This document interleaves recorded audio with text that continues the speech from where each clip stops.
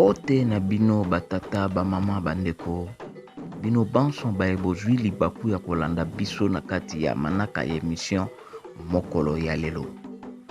Mokolo ya lelo na kati ya calendrier négro-africain tozali bongo mokolo mwa nkenge mwa tuku mibale na mibale sanza ya zomi mobu kama yoko na tuku misato.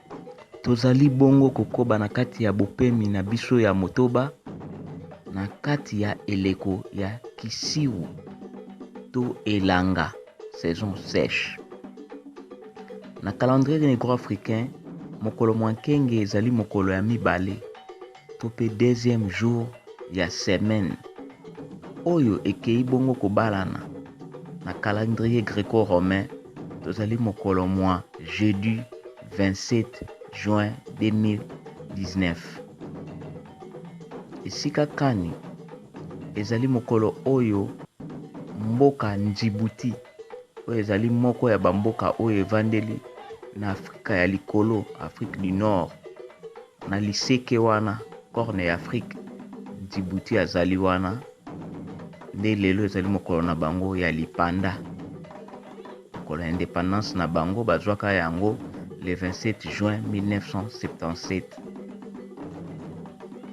Mokolo ya lelo toyebi ete ebele balamuki na mawa makasi po équipe ya Léopard lobi lisusu esalaki défaite liboso ya ba pharaon d'Égypte. Tokoloba mingi te pona esongi ya nzila basi baloba mingi. Bokende na chaîne na biso VUVAMU TV 2019. Bokende na bamwangisi Nsamu TV, bamwangisi VUVAMU TV sur YouTube. Bokomona nyonso oyo nesongi ya nzila basila koloba sur Léopard ya RDC pe ndenge nini ya kolongola Libabe na équipe. Po oyo tomonaki na TV lobi eza kaka Libabe nde na yango mpona mokolo ya lelo totombeli lisusu mbotama elamu na bandeko banso oyo basila na kobotama mokolo ya le 27 juin pe mokolo molamu mwankenge na biso banso kimia ezala na bino nde tomonani na mbala ezali koya.